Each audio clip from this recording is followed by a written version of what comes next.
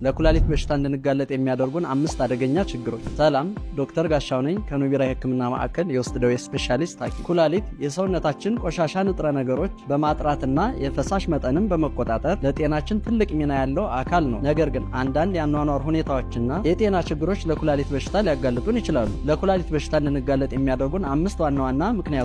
አንደኛ፣ ከፍተኛ የደም ግፊት የኩላሊት ደም ስሮችን በመጉዳት የኩላሊት ስራ እንዲቀንስ ያደርጋል። ሁለተኛ፣ የስኳር መጠን ለረጅም ጊዜ ከፍ ብሎ ሲቆይ ኩላሊት በቀስታ ሊጎዳ ይችላል። ሶስተኛ፣ በቂ ውሃ አለመጠጣት ኩላሊታችን በትክክል እንዳይሰራ ያደርገዋል። ይህም ለኩላሊት ጠጠርና ለሌሎች ችግሮች ሊያጋልጠን ይችላል። አራተኛ፣ ያለ ሐኪም ትዕዛዝ መድኃኒቶችን መውሰድ ኩላሊታችን ሊጎዳ ይችላል። አምስተኛ፣ ከልክ ያለፈ የጨው መጠን ለግፊትና ለኩላሊት ጠጠር በመዳረግ ኩላሊታችን ለሌላ ጉዳት ያጋልጠዋል። ለማንኛውም የኩላሊት ምርመራና ክትትል መረጃ ለማግኘት ባዮ ላይ ባለው ስልክ ይደውሉ። ድንገት ከጀርባው ወይም ከጎኖ በጣም የሚያም ህመም ተሰምቶት ያውቃል? ሰላም፣ ዶክተር ያደኒ ነኝ ከተዘና አጠቃላይ ሆስፒታል። እንደዚህ አይነት ህመም ተሰምቶት የሚያውቅ ከሆነ የኩላሊት ጠጠር ሊሆን ይችላል። የኩላሊት ጠጠር የምንለው በኩላሊት ውስጥ የሚፈጠሩ ጥቃቅንና ጠንካራ የሆኑ ማዕድናት ወይም ደግሞ የጨው ክሪስታሎች ናቸው። መጠናቸውም ከትንሽ የአሸዋ ቅንጣት እስከ ትልቅ ጠጠር ሊያክል ይችላል። የኩላሊት ጠጠር ዋነኛ ምክንያት በቂ ውሃ አለመጠጣት ሲሆን ውሃ በደንብ የማንጠጣ ከሆነ ሽንታችን ኮንሰንትሬትድ ይሆናል። በዚህም ጊዜ እነዚህ ክሪስታሎች ወይም ደግሞ ማዕድናት ይፈጠራሉ ማለት ነው። ሌሎቹ መንስኤዎችም ከፍተኛ ጨውና ስኳር ያላቸውን ምግቦች መጠቀም እንዲሁም ደግሞ በዘር የሚመጣ ሊሆን ይችላል። ምልክቶቹም በጣም ከባድ የሆነ ከጎንና ከጀርባ ተነስቶ ወደ ብሽሽት የሚሄድ አይነት ህመም፣ ሽንት ሲሸኑ ማቃጠልና የሽንት ቀለም መቀየር እንዲሁም ማቅለሽለሽ ናቸው።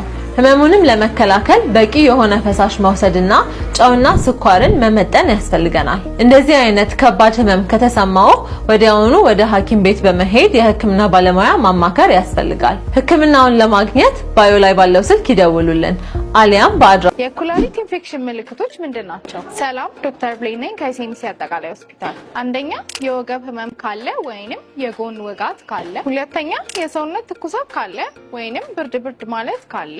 ሶስተኛ፣ ሲሸኑ የህመም ስሜት እንዲሁም ለመሽናት መጣደፍ ካለ። አራተኛ፣ ደምና መግል የቀላቀለ ሽንት ከሆነ። አምስተኛ፣ ከፍተኛ የሆነ የድካም ስሜት ወይንም አቅም ማጣት ካለ። እንዲሁም ስድስተኛ፣ ማቅለሽለሽና ማስመለስ ካለ። የኩላሊት ኢንፌክሽን ምልክቶች ሊሆኑ ስለሚችሉ ወደ ህክምና ተቋም በመሄድ ምርመራ ያድርጉ። ታዲያ በሆስፒታላችንም የኩላሊት ኢንፌክሽን ምርመራ እየሰጠን እንገኛለን። ለበለጠ መረጃና ቀጠሮ ለማስያዝ በ9207 ወይንም በ0949020202 ይደውሉ። ድንገት ከጎንና ከጀርባ አካባቢ የሚጀምር ህመም እንዲሁም ወደ ሆድ የታችኛው ክፍል አካባቢ የሚወርድ ከፍተኛ የህመም ስሜት ተሰምቶት ያውቃል? እንግዲያውስ የኩላሊት ጠጠር ህመም ሊሆን ስለሚችል ይህ ቪዲዮ ለእናንተ ነው።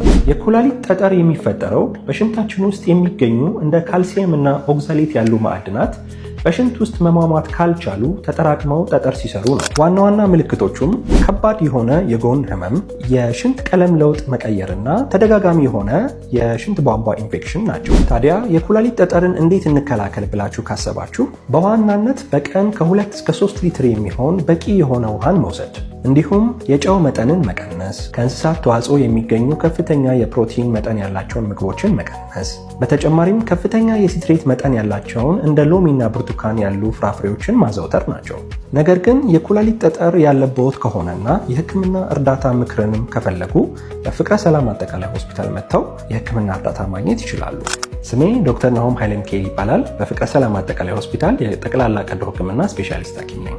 ፍቅረ ሰላም አጠቃላይ ሆስፒታል 25 ዓመታትን በታማኝነት